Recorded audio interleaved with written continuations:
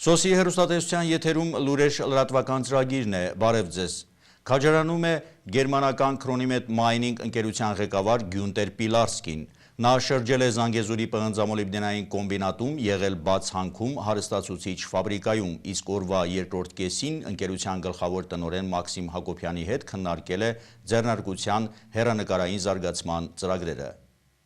Երեքշաբթի առավոտյան ժամը 11-ին Կապանի նախկին օդանավակայանի տարածքում վայրէջք կատարած ռազմական ուղղաթիռում Զանգեզուրի պղնձամոլիբդենային կոմբինատի սեփականատերերն էին գործընկերների հետ։ Կոմբինատի գլխավոր տնօրեն Մաքսիմ Հակոբյանն էր եկել դիմավորելու գերմանական Քրոնիմետ Մայնինգ ընկերության ղեկավար Գյունտեր Պիլարսկու նրա դստերը։ Հերթական անգամ Քրոնիմետի ներկայացուցիչները Քաջարան են այցելել ծանոթանալու վերջին ամիսների ընթացքում կոմբինատում իրականացված ծրագրերի ընթացքին ու առաջիկա անելիքներին։ Շարասյունն ուղղվեց դեպի բաց հանք, այս անգամ ոլորաններով հասան մինչև Շլորկուտի գագաթ։ Նոր տարածքում են արդեն տեխնիկան, հզոր մեքենաները։ 2295 մետրի վրա կանգնած ընկերության պատասխանատուները ընդհանուր պատկերացում կազմեցին, թե քանի ամսից որ հատվածից են տեղափոխելու հանքաքարը։ Դեռ 14 միլիոն խորանարդ մետր դատարկ ապար պետք է տեղափոխվի։ Հարթակներ կառուցվեն, նոր արդեն պղնձի խտանյութ կստանան։ Մինչև այդ մեկ ինչ է կարել։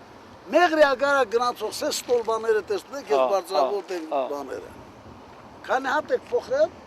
Was man bisher gemacht hat, das ist diese փոխել եք, ծմերն եք այլ, ես անցած ծմերը, ստեղով էր, ես տարածքով էր ասնում, փոխել եք։ Բաց հանքի արևմտյան թևում նույնպես նոր հարթակներ են կառուցվում, դեռևս խորհրդային տարիներին ուսումնասիրված այս տարածքներում պղնձի բավականին մեծ պաշարներ կան։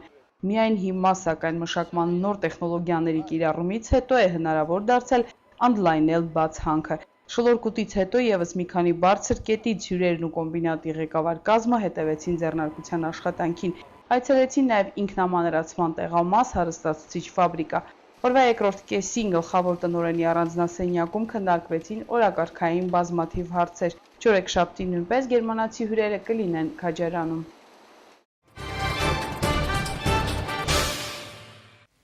Մեր նախորդ թողարկումներում տեղեկացրել էինք, որ ոսկետուտը եւ այլ տերևակերներ անտառներում իրենց սև գործն անելուց հետո բնակարաններ են մտել։ Արդեն մի քանի օր է ուղղաթիռները քիմիական ավիասրսկումներ են կատարում վարակված անտառներում, արդյունքները պարզ կդառնան օրեր անց։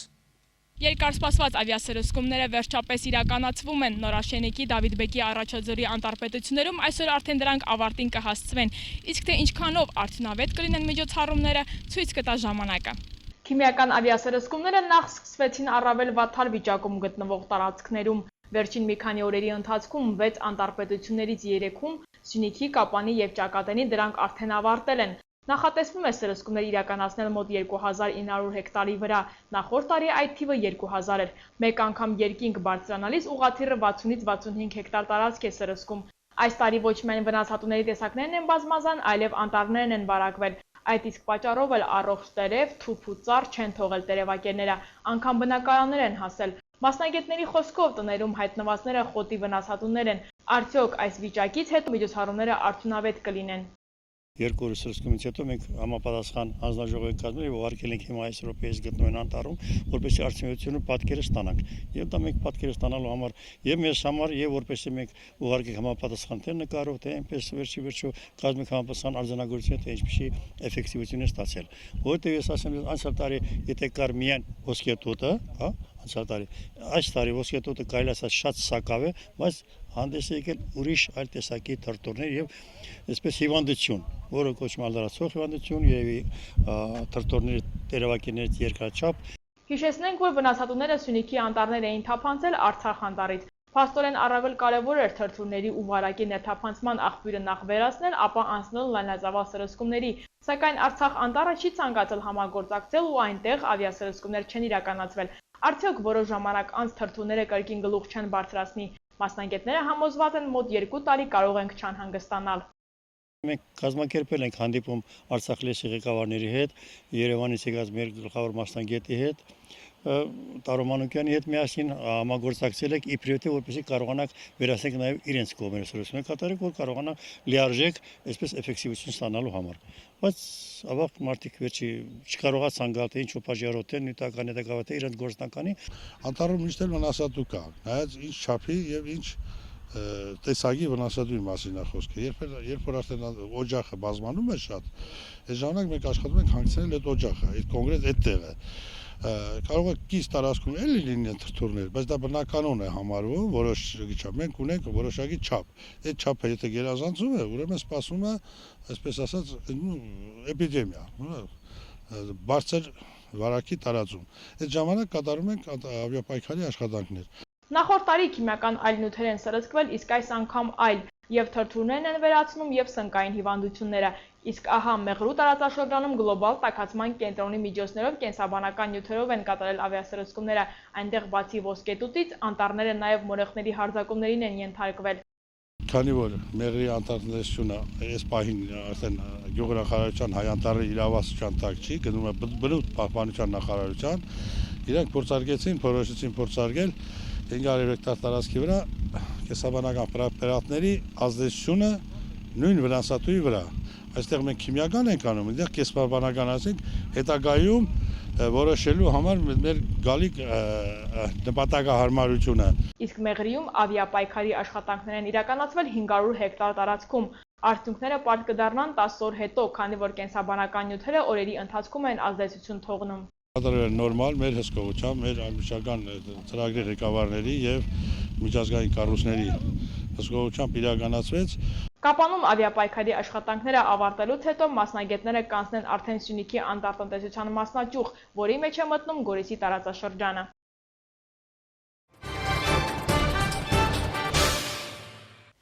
Հանրապետությունում միասնական քննություն է հանձնում 8975 դիմորդ։ Քննությունների երկրորդ օրը նրանք իրենց գիտելիքներն էին ստուգում հայոց լեզու և գրականություն առարկայից։ Կապանի, Քաջարանի և Մեղրու տարածաշրջանների 173 դիմորդներ էին նստել քննասեղանների առջև։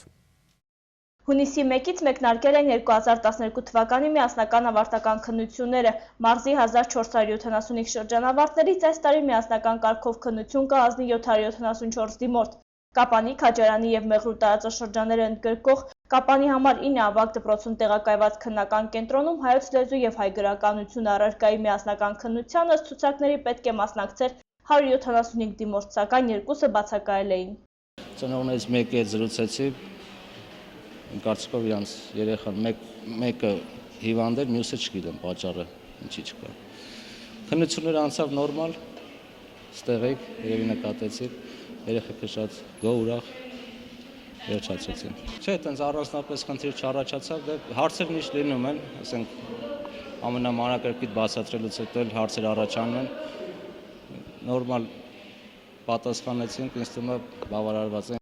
Դիմորդների թվաքանակի առումով սովորաբար մաթեմատիկայի և հայոց լեզվի քննությունները բազմամարդ են լինում։ 80 հարցից բաղկացած հարցաշարը լրացնելու համար երեխաներին 3 ժամ էր հատկացվել։ Քննական կենտրոնում մթնոլորտը հանգիստ էր, առանց լարվածության դիմորդներն աշխատում էին, թեստերն էլ, ինչպես նրանք էին ասում, միջին բարդության էին։ Բոլորը պատասխանել եմ, բայց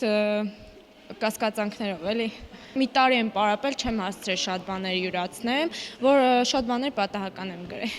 Դիմորդների մեծամասնության կարծիքով բոլոր 4 տարբերակների թեստերը հաղթահարելի էին, ինչպես քննությունից առաջ էր հայտարարվել, այս տարի դիմորդները անակնկալի չեկան թեստերում ծուղակային կամ կրկնակի հարցադրումներից։ Ըստ Մեղրեցի Լիլիթ Համբարձումյանի թեստերը ընդհանուր առմամբ հեշտ էին, բոլորին էլ ծանոթ էր։ Բարձր միավորների ակնկալիք ունեմ, որովհետև երկար ժամանակ է որ պարապում եմ եւ ընդհանուր առմամբ իմ կարծիքով լավ եմ գրել։ Ես իմ ուսուցիչից եմ շատ շնորհակալ ու գոհ, նրա շնորհիվ է որ այսօր ես այս մակարդակին եմ հասել եւ ես հայտագիրը տվել եմ Հայաստանի տնտեսագիտական պետական համալսարանը։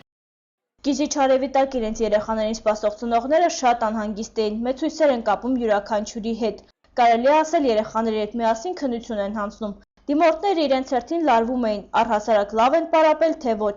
Բելա Կարապետյանի խոսքերով հարցաշարերում փոքրիկ վրիպակներ են նկատել։ Հա, վրիպակներ կային, բայց մի քանի հատ։ Դե ասենք նույն պատասխաններից կար 2 տեղ։ Հիմա ենք ասեցին դուք ոնց ճիշտ համարում եք, այնպես էլ գրեք, մենք այնտեղ ճիշտ կհամարեն իրանք։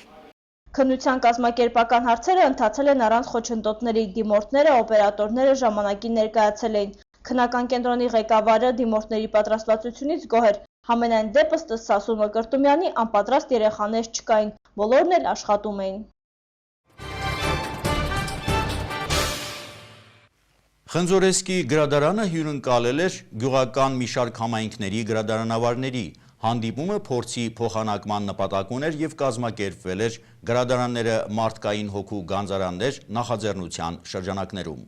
Գորիսի տարածաշրջանի Խնձորես գյուղի գրադարանը հյուրընկալել է Շինուհայր, Հալիձոր, Շաքի համայնքների Սիսյանի թիվ 5 դպրոցների գրադարանավարուհիներին։ Այցը փորձի փոխանակման նպատակ ունի, որը նախաձեռնել էր Բարիերթ հասարակական կազմակերպությունը գրադարանները մարդկային հոգու գանձարաններ նախաձեռնության շրջանակներում։ Հասարակական կազմակերպության նախագահ Էլմիրա Բալասանյանը կարևորել է նախաձեռնությունը, նշելով, որ նման հանդիպումները ոչ միայն համագործակցության, գրադարաններում տարվող աշխատանքներին ծանոթանալու, նաև լավ աշխատանք գնահատելու եւ խրախուսելու միտում ունեն։ Միջոցառումները այսքան փայլուն են անցնում,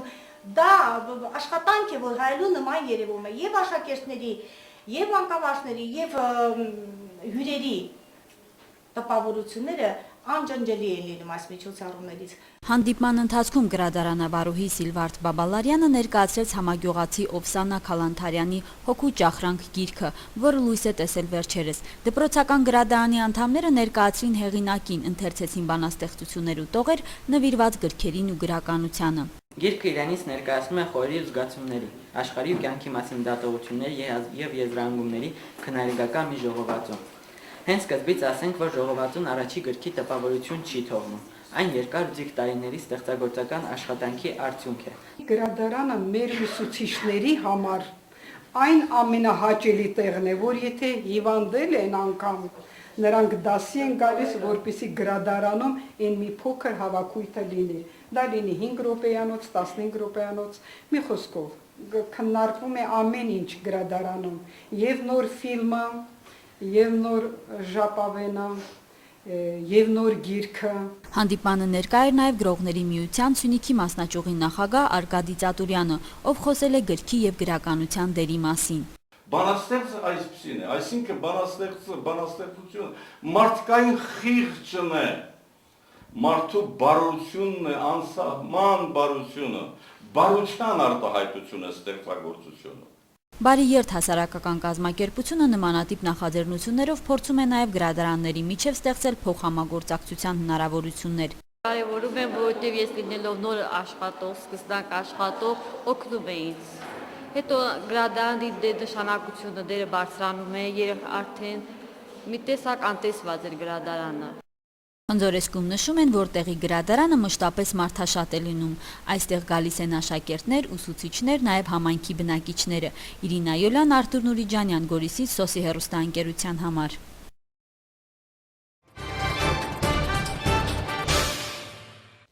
Թուրքիայում ցուցարարների եւ իրավապահների բախումների արդյունքում տուժածների թիվը անցել է 3000-ից, սպանվել է 2 մարդ։ Ջրհեղեղների պատճառով իրավիճակը ավելի է լրջանում կենտրոնական Եվրոպայում։ Թողարկումը շարունակում ենք միջազգային լուրերով։ Թուրքիայի իշխանությունները պնդում են, որ երկրում անկարգությունները անկում են ապրում, մինչդեռ անցած գիշեր շարունակվել են ցուցարարների եւ իրավապահների բախումները։ Բողոքավորներին ցրելու համար, որոնք շարժվում էին դեպի վարչապետ Ռեջեփ Էրդողանի գրասենյակը, ոստիկանությունը կրկին օգտագործել է արցունքաբեր գազ եւ ջրաշիթեր։ Տուժածների թիվը ընդհանուր առմամբ գերազանցել է 3000-ը, 2 մարդ սպանվել է։ Իրավիճակի սրման մասին խոսվում է նաև երկօրյա գործադուլ անելու կոչում, որով հանդես է եկել պետական ծառայողների արհմիության խոշորագույն կոնֆեդերացիան, համերաշխություն հայտնելով բողոքողների հետ։ Կոնֆեդերացիայի շարքերում ընդգրկված է 250,000 մարդ։ Իրենց հայտարարության մեջ արհմիությունները սուր քննադատության են ենթարկել իշխող կուսակցությանը եւ դատապարտել ցուցարարների դեմ ուժի կիրառումը։ Թուրքիայում հուզումները շարունակվում են արդեն 4 օր։ 7 զոհ, 4 անհայտ կորած, մոտ 8000 տարհանված, այսպիսին է Չեխիայում ջրհեղեղների տխուր վիճակագրությունը։ Այդ երկիրը իր վրա է վերցրել տարերքի ամենածանր հարվածը։ Պրահայում Վլտավա գետում ջրի մակարդակը բարձրացել է ռեկորդային մակարդակի, ջրասույզ լինելու սպառնալիքի տակ է հայտնվել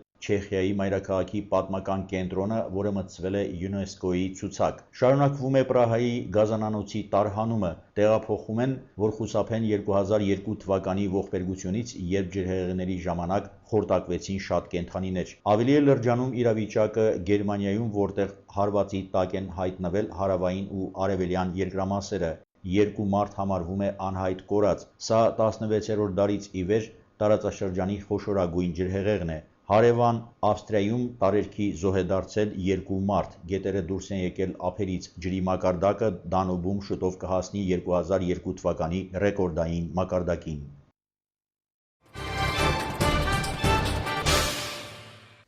Սոսի հեռուստատեսության եթերում լուրեր լրատվական ծրագիրն էր։ Ես ձեզ հրաժեշտ եմ տալիս մինչ նոր հանդիպում։